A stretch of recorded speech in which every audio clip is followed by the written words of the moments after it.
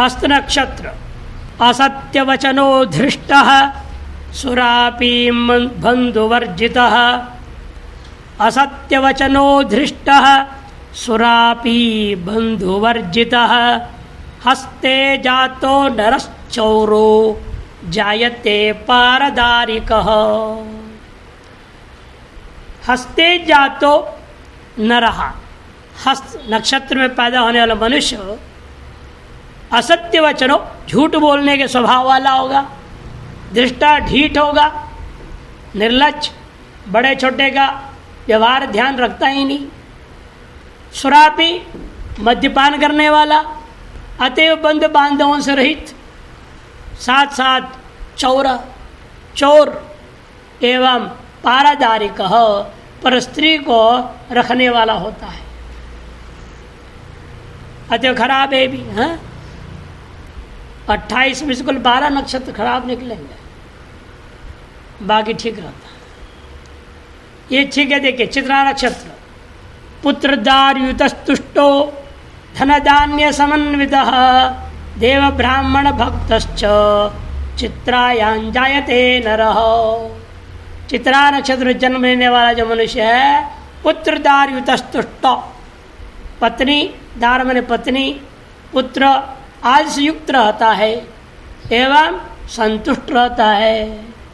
धन धान्य समन्वित, धन धान्य आदियों से संपन्न रहता है। देवता और ब्राह्मणों का पुजारी है, भक्त है, जो चित्रा नक्षत्र में पैदा होता है।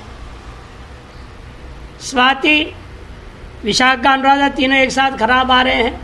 स्वाति के बारे में बता रहे हैं, विदग्धो धार्मिकश्चैव कृपणः प्रियवल्लभः सुशीलो देवभक्तश्च स्वातो जातो भवेन्नरः। स्वाति नक्षत्र में जो जन्म लेने वाला मनुष्य होता है, वह सामान्यतया मनुष्य विद्वान होता है, विदग्ध विद्वान होगा, धार्मिक होगा, लेकिन कृपण होगा। और स्त्री का प्रेमी, प्रियावल्लभ, प्रियवल्लभ। बाकी अच्छा गुण भी है, सुशील, देवभक्तश्च, देवताओं का भक्ति करने वाला। 2 अवगुण है, एक कृपण होना और स्त्री भक्त हो जाना, स्त्री का प्रेमी हो जाता है। विशाखा नक्षत्र में अतिलुब्धो अतिमानी च निष्ठुरः कला प्रियः विशाखायां नरो जातो वेश्या जनरतो भवेत्। ये तो बहुत खराब है। अतिलुब्धो, अत्यंत लोभी, अति अभिमानी, निष्ठुरः, निर्दयी, कला प्रिय, झगड़ालू तथा वेश्या में आसक्त रहने वाला वेश्या जन रतो भवेत्।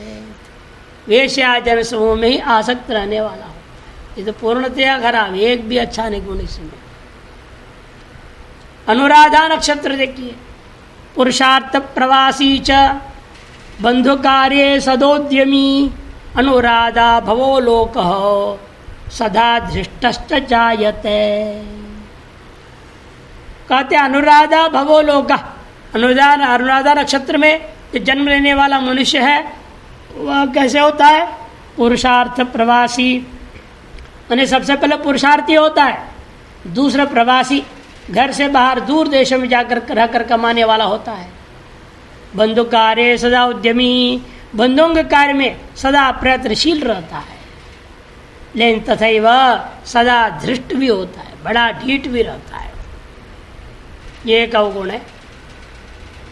ज्येष्ठा नक्षत्र में बहुमित्र प्रधानश्च कविर्दान्तो विचक्षणः ज्येष्ठा जातो धर्मरतो जायते शूद्र पूजितः। ज्येष्ठा नक्षत्र जन्म लेने वाला व्यक्ति बहुत मित्रों वाला होगा, बहुमित्र प्रधानश्च, और अपने समाज में श्रेष्ठ का प्रधान हो जाएगा। कबीर, कवि भी होता है, दानता, अपने इंद्रियों को दमन करने वाला, विचक्षण, विद्वान भी होता है, और ज्येष्ठा जातो धर्मरतो, धर्म में लीन रहने वाला, और शूद्रों से भी वह पूजित रहता है। शूद्र पूजित हो, शूद्रों से भी वह पूजित होता है, जो ज्येष्ठा में जन्म लेने वाला होता है। लगभग अच्छा ही है, इसमें कुछ खराब नहीं। अन्य तो पूजा करते ही, अधिकतर शूद्र पूजा नहीं करते ना, ब्राह्मण क्षेत्र से दूर रहते, पूजा क्या करेंगे, दूर से राम राम करते, उनको सीधा देख के राम राम नहीं करते ना ब्राह्मण। 1990 में हमने जब पढ़ाई पूरी हो गई थी वेदांत, और हम लोग पढ़ा रहे थे बैठ करके हरिहर आश्रम में, वहाँ हमारे जो साथ थे पढ़ते थे रमेश चेतन करके, वो भी कुछ दिन के लिए हमें वहाँ साथ रहे। चर्चा तो एक बार ऐसी चर्चा हुई तो उन्होंने कहा कि भाई आजकल कहाँ ये सब है, ब्राह्मण को देख के शूद्र जो है दूर हो जाता हो, रास्ता छोड़ता हो, ये सब बकवास है। मैंने कहा अच्छा है, चलो हमारे साथ चलो। उस वजह से हमने उनको 1990 में दक्षिण में ले गया। पहले हम सीधे गए उडुपी, प्रसिद्ध मंदिर में ले गए, दर्शन करा दिया। उनको पता है नहीं हम कहाँ जा रहे हैं। मैंने अब मूकाम्बिका देवी मंदिर है प्रसिद्ध, वहाँ चलेंगे बोल करके ले गया, और लेकिन वहाँ नहीं गया। उससे पहले हमने गाड़ी से उतर गया, टिकट कर दिया तो कुंदापुर से पहले उतर गया। उतर करके हमने कहा यहाँ से ऑटो लेते हैं, एक विष्णु मंदिर है वहाँ जाते हैं। वो था अपने पैतृक मातृक गांव, और कुछ दूर तक जाने के बाद काफ़ी अभी करीब 2 किलोमीटर बाकी था। मैंने कहा सवेरे के समय बड़ा ठंडा ठंडा बढ़िया है, यहीं उतर जाओ। वो ऑटो को पैसा दिए, छुट्टी कर दी। हम लोग पैदल चले, हमें पता है इसे शूद्र वहाँ से मछलियाँ लेके आते होंगे, अपने टाइमिंग्स मालूम था, तो हम यहाँ से जाएंगे, वो लोग हमको पहचान लेंगे। तो जैसे हम दोनों चलने लगे थे, करीब आधा किलोमीटर गए ही थे, इतने उधर से शूद्र जाति वाले आने लगे। और रात में जाते हैं ना, रात भर समुद्र में रहते हैं, मछली पकड़ सब्र आते हैं 7 बजे 8 बजे। जैसे उन्होंने हमको देखा तुरंत खेती में उतर गए, सब के सब, औरतें भी पुरुष भी सब।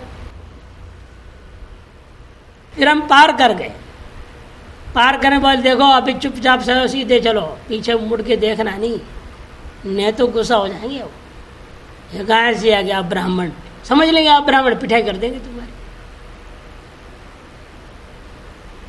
तो काफ़ी हम आगे बढ़ गए, करीब आधा किलोमीटर और आगे गए।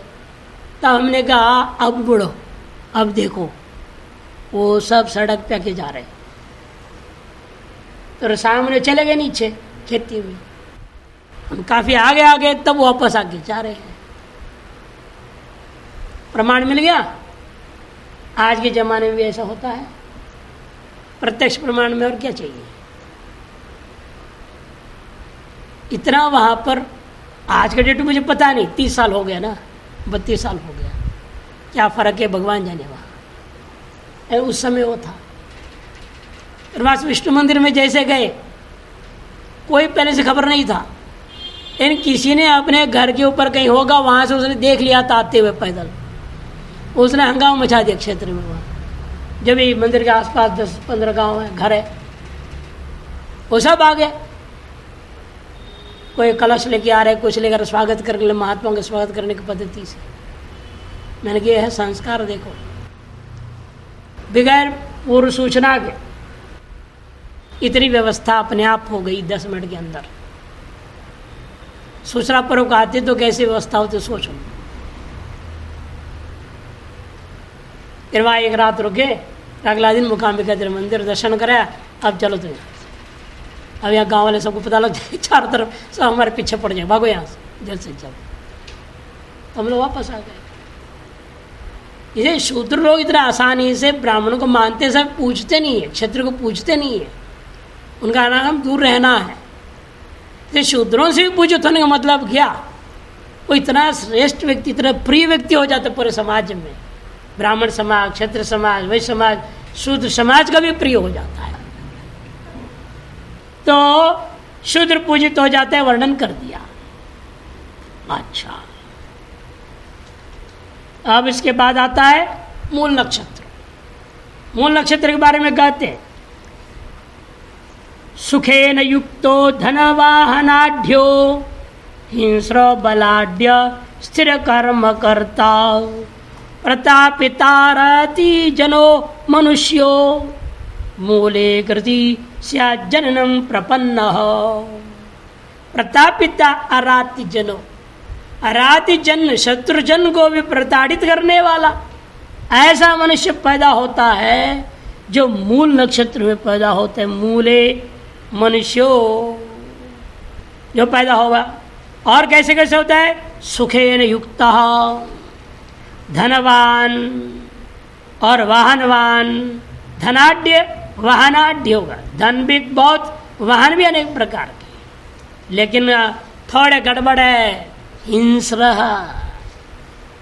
बलाढ्य भी है, देखो 3 चीज, धनाढ्य वाहनाढ्य बलाढ्य, लेकिन हिंस्रा आ गया उसके अंदर। स्थिर कर्म करता, स्थिर कर्म करता है, स्थिर चित्त से कार्य को करने वाला, शत्रुओं का दमन करने वाला होता है। और कृति स्यात् जन्म प्रपन्ना, मूले जन्म प्रपन्ना मनुष्य, मूल में जन्म को प्राप्त किए हुए मनुष्य अत्यंत स्वयं कृतार्थी भी होता है, कृतार्थी भी हो जाता है। पूर्वाषाढ़ एक अच्छा है ये नक्षत्र। दिष्ट मात्रोपकारी च भाग्यवांश्च जनप्रिय पूर्वाषाढ़ा भवो नूनम सकलार्थ विचक्षण। यदि पूर्वाषाढ़ा नक्षत्र में किसके जन्म हुआ हो वह तो निश्चय ही देखने मात्र से परोपकारी होता है। दृष्ट मात्रोपकारी, देखने मात्र से उपकारी हो जाता है, उसके नजर में आना चाहिए, बस कुछ देने को तैयार रहता है। जो उसके सामने आ गया, उसके नजरों में आ गया, उसका उपकार करने वाला होता है। भाग्यवांश्च, भाग्यवान भी होता है। जनप्रिय, जनप्रिय होता है तथा समस्त अर्थों को जानने वाला होता है। सकलार्थ विचक्षण हो, ऐसा वह विद्वान होता है। उत्तराषाढ़ा नक्षत्र। बहुमित्रो महाकायो जायते विनता सुखी उत्तराषाढ़ संभूत शूरश्च विजयी भवेत्। जिसका जन्म उत्तराषाढ़ में हुआ है वह अधिक मित्रों वाला होता है। बहुमित्रों, महाकाय, विशाल का, लंबा चौड़ा शरीर भी होगा उसका। जायते विनता सुखी, और वह विनम्र रहेगा, सुखी रहेगा, जो उत्तराषाढ़ संभूत होकर उत्पन्न हुआ है। और भी गुण क्या है उसके? शूर भी होता है एवं विजयी भवेत्, विजयी रहेगा वो। अभिजित नक्षत्र के बारे में बता रहे हैं। अति सुललित कांति सम्मत सज्जनानाम नन भवति विनीत चारु कीर्ति स्वरूप द्विजवर सुर भक्तिर व्यक्तवांग मानव स्याद् अभिजित यदि सूतिर भूपति सस्वंशे। अति सुललित कांति ही अभिजित नक्षत्र, यदि भी 27 होता है, पूर्वोत्तर नक्षत्र के एक पाद को लेकर के आपने अभिजित नक्षत्र माना हुआ है 28वां। इस नक्षत्र में जन्म लेने वाले में कहते अति सुललित कांति ही, अत्यंत मनोहर कांति वाला होगा, सुंदर है। सम्मत सज्जनानाम, सज्जनों के आदर प्राप्त करने वाला होता है। ननु निश्चित रूपेण, ननु कार्य निश्चय, अवधारण में विनीत एवं भवति, निश्चित रूपेण विनीत रहेगा, विनय भाव संपन्न होगा। चारु कीर्ति स्वरूप, सुंदर यश वाला और सुंदर रूप वाला भी है। द्विजवर सुर भक्ति ही, देवता और ब्राह्मणों का भक्त होता है। व्यक्तवांग मानव, स्पष्ट वक्ता होता है तथा अपने कुल में भी वह राजा के समान सर्वमान्य हो जाता है। स्ववंशे सभूपति, यदि अभिजिति सूति ही, अभिजित में जन्म होता है तो। श्रवण नक्षत्र के बारे में कहते हैं कृतज्ञ सुभगो दाता गुणैः सर्वैश्च संयुतः श्रीमान संतान बहुलः श्रवणे जायते नरः।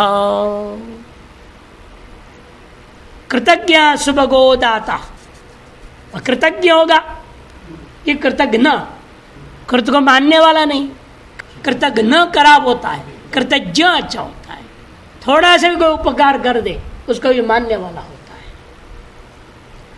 सुभगो दाता, और सुभगा सुंदर भोगों को भोगने वाला दान दाता भी होता है। एवं गुण ही सर्वश्च संयुक्त, सभी गुणों से युक्त होता है।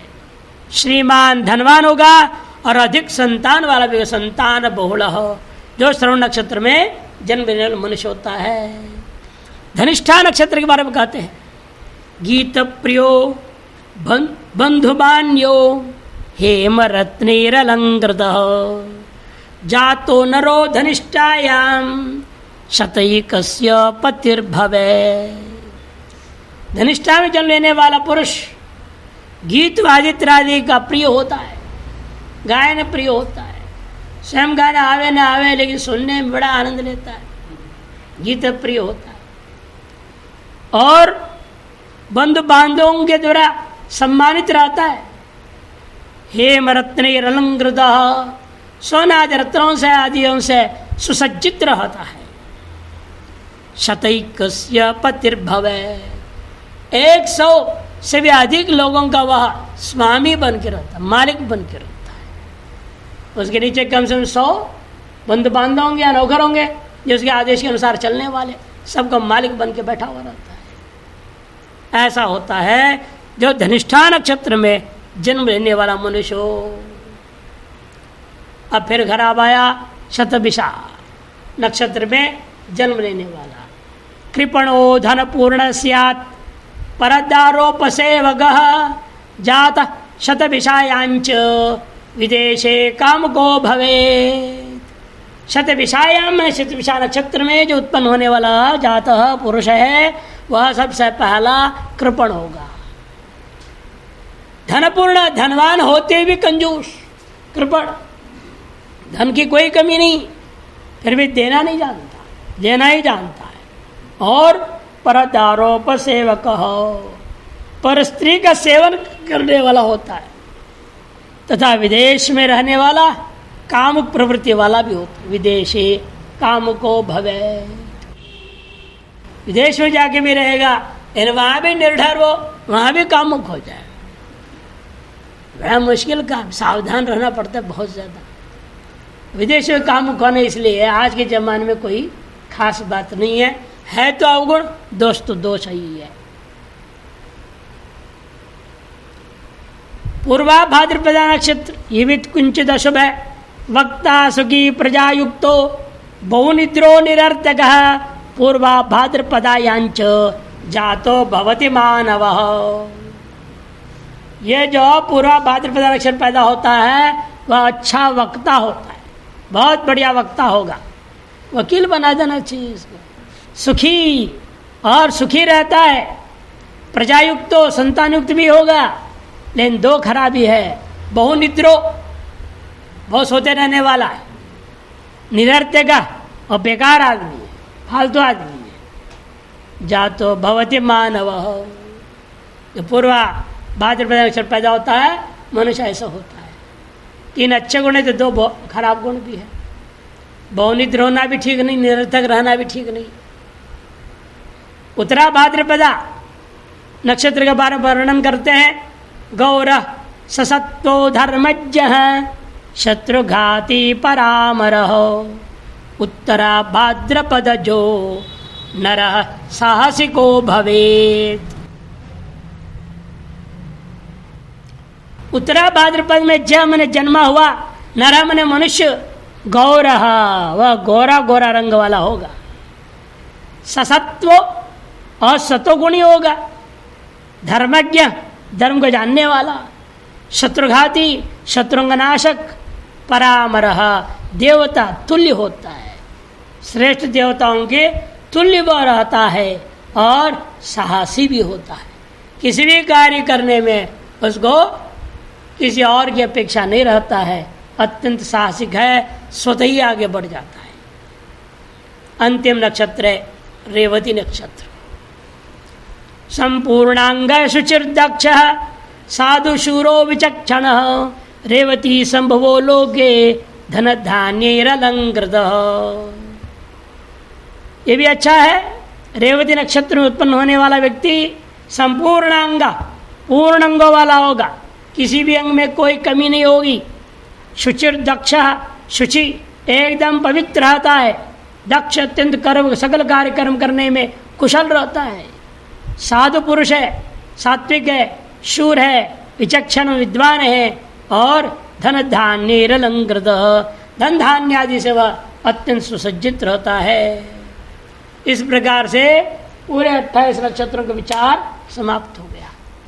इन 28 नक्षत्रों में 12 नक्षत्र लगभग अशुभ है, शेष 16 शुभ है। कौन से 12 अशुभ गए? हाँ, सबसे पहला कृत्तिका, मृगशीर्ष, आर्द्रा, 3 हो गया। कृत्तिका, मृगशीर्ष, आर्द्रा, फिर आश्लेषा, 4 हो गया।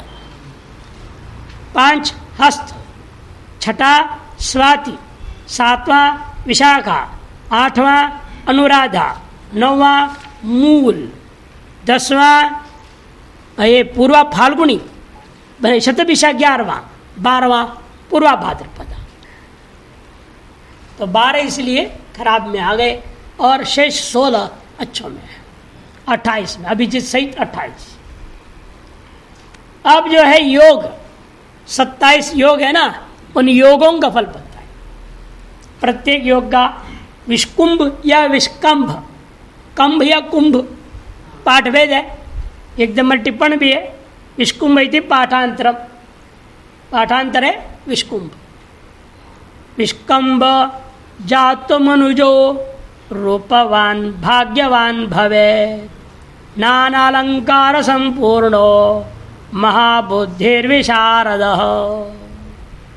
विष्कंभ या विष्कुंभ नामक योग काल में जो जन्म लेता है मनुष्य, वह मनुष्य देखने में अत्यंत रूपवान होगा, सुंदर होगा, भाग्यवान होगा, नाना अलंकार संपूर्ण, विविध प्रकार के अलंकार आभूषणों से युक्त होगा और महाबुद्धि विशारद, अतीव बुद्धिमान है और विद्वान भी होगा।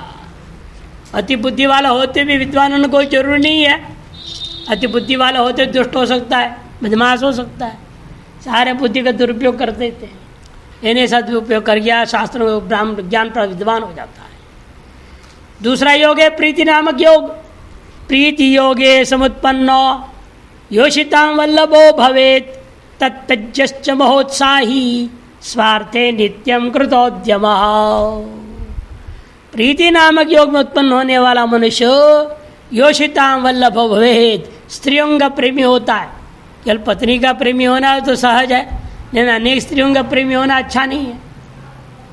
स्त्रियों का प्रेमी हो जाता है, योषितां वल्लभो भवेत्, लेकिन तत्वज्ञानी भी है। हाँ, बड़े शास्त्र लिखा पढ़ा लिखा आदमी होगा, जानने वाला, महान उत्साही, महोत्साही, महान उत्साह प्रयत्नपूर्वक कार्य करने वाला। लेकिन एक और खराबी, नित्य स्वार्थे कृतोद्यम हो, नित्य ही अपने स्वार्थ की पूर्ति में लगे रहने वाला है, प्रयत्नशील रहता है, उद्यमी है, लेकिन लोक कल्याण के लिए नहीं, समाज के लिए नहीं, अपने मात्र से, अपने मतलब से उद्यमी। दूसरे का काम बड़े उद्यमी नहीं रह जाता है। आज के लोगों में आदत पड़ चुकी है, कोई काम के लिए बुलाओ, देखो जान से कोई लाभ नहीं है, अब क्या करे, बुखार आ गया बोलते बहाना बना देंगे, नहीं आने और भी बहाने। चाची मर गई, चाची को मार डालते गए, मामी को मार डालते, मामी को मार डालते, किसी को भी मार डालते, नहीं आना हो तो किसी को मार दो। अब क्या कहोगे, आप बोल ही नहीं सकते कुछ। अरे मामा किसी का मर जाए, अब बोलोगे आ जाओ इधर तो भी हमारा काम करो, तो हो ही नहीं सकता। जैसे वो लोग चाल चलते हैं, स्वार्थियों का काम यही होता है, अपने काम के लिए 10 बार चक्कर काटेंगे, फिर बुलाए आ जाएंगे तब कोई नहीं मरता उनके घर में, ना कोई बुखार आता, ना सर्दा होता, कुछ भी नहीं होता, कि अपने काम के लिए आएंगे। ऐसे होता है प्रीति योग में पैदा होने वाले। आयुष्मान योग में पैदा होने वाले लोग कैसे होते हैं, वो वर्णन कर रहे हैं, देखिए। आयुष्मान नाम योगे च जातो मानी धनी कवि दीर्घायु सत्व संपन्नो युद्धे चाप्य पराजितः। आयुष्मान नामक योग में जो जन्म लेता है वह व्यक्ति मानी होगा, थोड़े दुनिया में ही मान सम्मान को प्राप्त करने की वजह से अभिमानी भी हो जाएगा, धनी भी होगा, कवि होगा, उसकी आयु लंबी होगी, दीर्घायु होगा और सत्व संपन्नो, अर्थात या सत्व से सद्गुण नहीं ले रहे हैं, शक्ति संपन्न ले रहे हैं और युद्ध में वह सदा अजय रहता है। अच्छा, ये सौभाग्य नाम योग का वर्णन करते हैं। सौभाग्ये च समुत्पन्नो राजमंत्री सजायते निपुण सर्वकार्येषु वनितानांच वल्लभ। ये भी थोड़ा सा गड़बड़ है, वनिताओं का वल्लभ हो गया, स्त्री वल्लभ हो गया। सौभाग्य नामक योग में पैदा होने वाला राजा के मंत्री के बराबर स्थिति में पहुंच जाता है, राजमंत्री हो जाता है, निपुण है, सभी प्रकार कार्यों को करने में कुशल है, सर्वकार्येषु निपुण। अनेक गड़बड़ यही है, वनितानांच वल्लभ, वनिताओं का वल्लभ रहेगा, स्त्रियों का प्रेमी होगा। शोभन नामक योग में पैदा होने वाले के बारे में कहते हैं, शोभने शोभनो बालो बहुपुत्र कलत्रवान आतुर सर्वकार्येषु युद्ध भूमौ सदोत्सुक। शोभन योग में उत्पन्न होने वाला व्यक्ति वह बालः देखने में सुंदर होता है। हर एक बच्चा चाहे रंग कोई भी हो, जब बचपा होता है 6 महीने साल भर का, बहुत सुंदर ही लगता है कोई हो बच्चा। बाद में वो टेढ़े मेढ़े होना शुरू हो जाते हैं, दिमाग से भी, दिल से भी, शरीर से भी। कहीं घुस जाएगा, कहीं टेढ़ा हो जाएगा, कहीं कुछ हो जाएगा, कहीं। अब बचपन में भी लोग सुंदर होने के नजर ना पड़े, जो लोग ऐसे कालिक लगा देते हैं, बच्चा भी राक्षस का बच्चा जैसे लगता है, इतना चौड़ा चौड़ा खाना लगा देते हैं, काजल। अरे इतना लंबा चौड़ा काजल लगा दो तो बच्चा है कि आदमी का कि राक्षस का क्या पता चले। अरे काला बच्चा और उसमें काला उसने और डाल दिए तो बहुत भयंकर लग जाता है। हाँ, वो तो रहने दो, बच्चे को जीने दो, काहे को दुबार रंग पोत देता है। अपना भय है, हाँ, उसको परेशान कर देता है। यही तो कृष्ण के आता है लीला, बार बार आता है ना। हर एक राक्षस को मारते जा रहे हैं और लोग पता नहीं राक्षस उठा के ले गया, आकाश में गिर के धड़ाम से नजर लग गया होगा, नजर उतार रहे हैं। गोपियाँ लोग क्या करते हैं, नजर उतारते हैं और कृष्ण मुस्कुरा रहे हैं। अरे पागल लोग, मेरे कौन नजर, मेरी नजर जिस पर पड़े उसकी कल्याण हो जाएगा, मेरे पर किसका नजर पड़ेगा। बहुपुत्र कलत्रवान, और कैसे होता है, बहुपुत्र और कलत्र वाला होगा, पत्नी बच्चों वाला होगा। लेकिन आतुर सर्व कार्य, एक कमी यह भी है और सकल कार्यों में वह शीघ्रबाजी, जल्दबाजी कर देता, हड़बड़ हड़बड़ कर काम करता है। और युद्ध भूमौ च सदा उत्सुक, युद्ध भूमि में सदा उत्सुक रहने वाला होता है। शोभन नामक योग में जो पैदा होता है उसका आता है अतिगंड नामक योग में जो जन्म लेता है। अतिगंडे च यो जातो मातृहंता भवेच्छसः गंडांतेषु च जातस्तु कुलहंता प्रकीर्तितः। अतिगंडे च यो जातो, अतिगंडक नामक योग में जो पैदा होता है माँ का ही हत्यारा बन जाए। कुलहंता च प्रकीर्तित, और गंडांत में जो पैदा हो जाए, अतिगंड में तो है, गंडांत में पैदा हो जाएगा वो तो कुल का ही नाशक हो जाएगा। कुलहंता च प्रकीर्तित, अतिगंड के प्रसंग में जब गंडांत का भी वर्णन कर दिया, बताना था अतिगंड का फल। अतिगंड का फल इसे ज़्यादा बोलना नहीं चाहते, और माता का हत्यारा हो सकता है तो पता नहीं किसकी और हत्या कर, कोई ठिकाना है। माँ को बख्शा नहीं सकता किसी बात पे, वो तो किसी को भी मार सकता है, माँ हिंसक है वो, इसलिए और कुछ फल नहीं बता रहे हैं। इन प्रासंगिक अतिगंड के साथ गंडांत का भी फल बता दिया। ये गंडांत है क्या भला, समझ लो टिप्पण में। गंडांत 3 प्रकार का होता है, एक तिथि गंडांत, एक नक्षत्र गंडांत और एक लग्न गंडांत होता है। वस्तुतः विशेष तिथि नक्षत्र और लग्नों के संधि काल को गंडांत कहा जाता है। दो नक्षत्रों के संधि काल, दो तिथियों के संधि काल, दो लग्नों का संधि काल, उस संधि काल का नाम गंडांत है। उस संधि काल में जो जन्म लिया हुआ है उसके लिए कह रहे हैं वो तो अपना कुल का ही नाश करने वाला होगा। बताइए कौन से हो। इन गंडांतों के में जन्म लेने वाला शिशु भी अशुभ फल कारक तथा दुखी होता है। गंडांतों का विवेचन मूर चिंतामणि में किया गया है और वर्णन किया।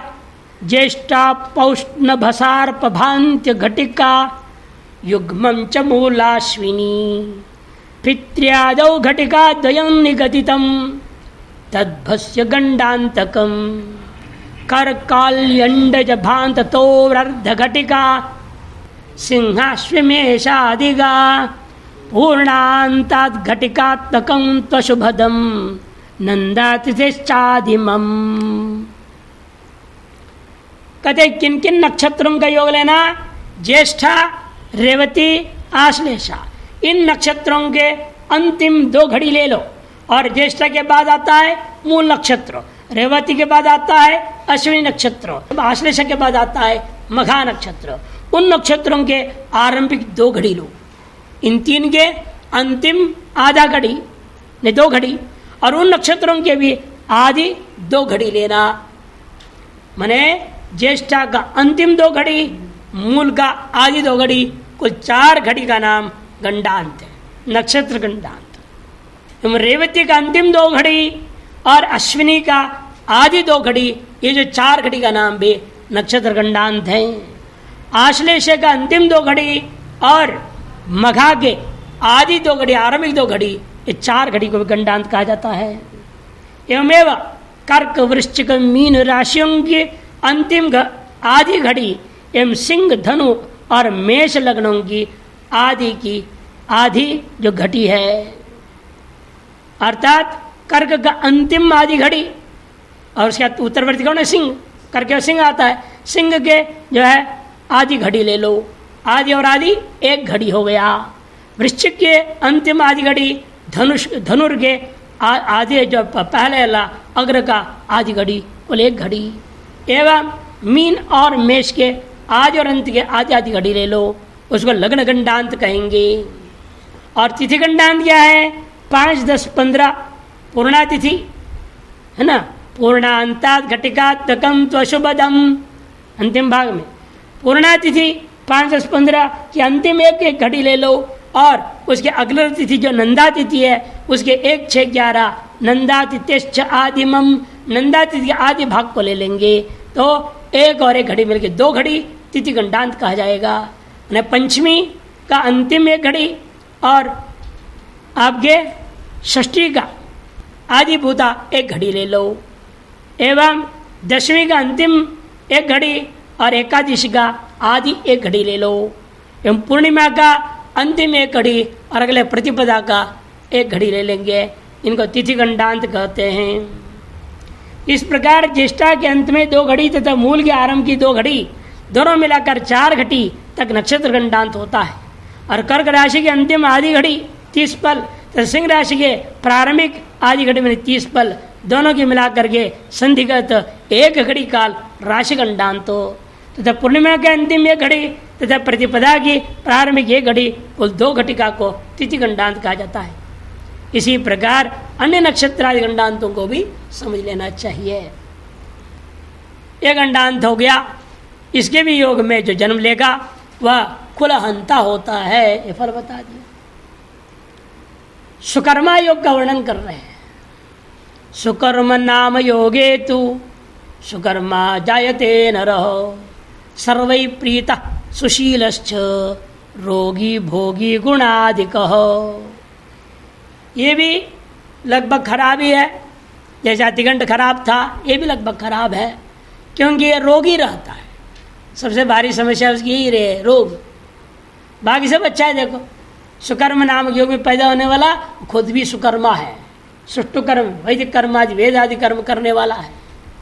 सुकर्मा जायते नरः सर्वै प्रीत, सभी के जनों का प्रिय होता है। सुशील से सुशील होता है। सर्व सुख भोगने वाला होता है, अधिक गुणों वाला भी होता है, लेकिन रोगी होता है। यह अंश गड़बड़ है। बाकी अच्छा योग आ रहा है, धृति नामक योग अच्छा योग है। धृतिमान धृति योगी च कीर्तिर्पुष्टि धनान्वित हो भाग्यवान सुख संपन्नो विद्यावान गुणवान भवेत्। धृति नामक योग में जो जन्म लेता है वह व्यक्ति भी धैर्यवान होगा, धृति योगी धैर्य से युक्त होगा। कीर्ति पुष्टि और धन इनसे भी युक्त होगा, यशस्वी होगा, पुष्टि होने से स्वस्थ रहेगा, धन से युक्त भी रहेगा, भाग्यशाली है, सुख संपन्न है, विद्यावान है और गुणवान भी होता है।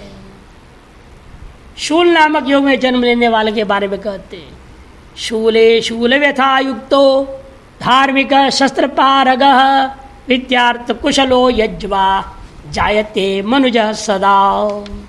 शूल नामक योग में जो जन्म लेता है, पैदा होता है, वह शूल माने पीड़ा से युक्त रहेगा और व्यथा अनेक प्रकार के दर्द से भी युक्त होगा। शूल व्यथा युक्तो, ये अंतरांश गड़बड़ है शूल नक्षत्र में, शूल योग में, शूल योग में इतना भाग गड़बड़ है। बाकी ठीक है, धार्मिक है, शास्त्रों का पारक है, विद्यार्थ कुशल है, विद्या अर्थ प्रतिपाद्य अर्थ दोनों को प्राप्त करने अनुष्ठान करने में कुशल होता है। यज्ञ अनेक प्रकार के यागों को करने वाला होता है, पूजा पाठ करने वाला होता है। जो मनुष्य शूल नामक योग में जन्म लेता है, विद्या मर्द का संग्रह में वो कुशल होता है, यज्ञ करने वाला भी होता है। ये सब अच्छा ही अच्छा है। शूल का दो गड़बड़, लेकिन शूल और व्यथा युक्त होता है। अब गंड नामक योग, पहले अतिगंड गया, अब गंड नामक योग के बारे में कहते, गंडे गंड व्यथा युक्तो बहुक्लेशो महाशिरा ह्रस्वकायो महाशूरो बहुभोगी दृढ़ व्रत। दंड नामक योग में जन्म लेने वाला जगह जगह गंड से युक्त होता है और गंड युक्त होने से अनेक प्रकार का कष्ट को प्राप्त करता है। गंड मने जगह जगह फोड़े निकलते रहते हैं उसको, कभी कहीं से फोड़ा, कहीं कहीं से फोड़ा निकल रहा है। एक जगह ठीक होता है, दूसरी जगह से निकलता है, कहीं तो फिर वो क्या होता है, बाल तोड़ हो जाता है, कहीं कुछ और हो जाता है। बेचारा हमेशा इसी से परेशान रहता है। हृदय में कौर होता है, शूल कील जैसा हो जाता है, क्या नाम बोलते हैं उसको, ऑपरेशन किए बिना उसका रास्ते ही नहीं, ऑपरेशन कर निकालना पड़ता है। कील जैसे होता है अंदर से, ऐसा मांस बन जाता है।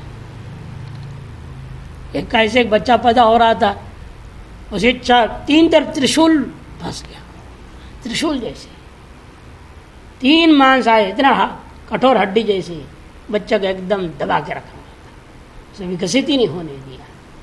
अब 3 महीने के बाद से वो औरत दर्द दर्द बोल रही है, कौन सुनता है, घर के खेती वाले, चुप रहो, दर्द होते रहता है, ले लाओ ये खाओ, पेन किलर ला के खिला दिया, कुछ और खिला दिया, पता ही नहीं चला। 7वें महीने घोर हो गया दर्द, ले गई, कहते दोनों जाएंगे, बोलते डॉक्टर। और जो उसका निकालते ना फोटो, त्रिशूल दिखाया है, शिव जी मार रहे हैं उसको, ऐसा लग रहा है बच्चे को, बिल्कुल भयंकर था। 3 एकदम, एक यहाँ गले फंसाए, 2 इधर इधर फंसाए साइड से, और तो बढ़ने नहीं दे रहा है, सिर्फ बच्चा बड़ा हुआ ही नहीं अंदर। 7 महीने बीत गए, लगता है 1.5-2 महीने का ये, अभी मांसपिंड जैसा ही है, हाथ पर निकल ही नहीं रहे, कुछ भी नहीं निकल रहा। लोगों ने कहा डॉक्टर तो कैसे ऑपरेशन निकाल दो बच्चे को, लेकिन औरत को तो बचा दो। हो जाता है ऐसे, कोई जन का पाप है, जो भी है अपना, फिर निमित्त कारण ढूंढते रहो, अपनी व्यवस्था देते रहो, बात अलग है। गंड व्यथा युक्त, अनेक प्रकार फोड़े फुंसी आदि व्यथा से युक्त होता है। बहुक्लेश, अत्यंत दुखी भी रहते हैं, क्लेश प्राप्त होता है। महाशिराहा, शिर एवं छोटा जो है शरीर वाला हो। महाशिरा का अर्थ होता है अधिक नसों वाला भी होता हो, अधिक नस, अनावश्यक नसें बहुत है उसके शरीर में, अतिशरा, महाशरा। और ह्रस्व कायो, छोटा शरीर वाला, फिर भी महान पराक्रम, महाशूरो, अधिक सुख भोगने वाला, बहुभोगी, दृढ़ व्रत और अपने संकल्प पर दृढ़ रहने वाला होता है। इतने सद्गुण भी है, उतना अवगुण भी है। यह गंड नामक योग की विशेषता।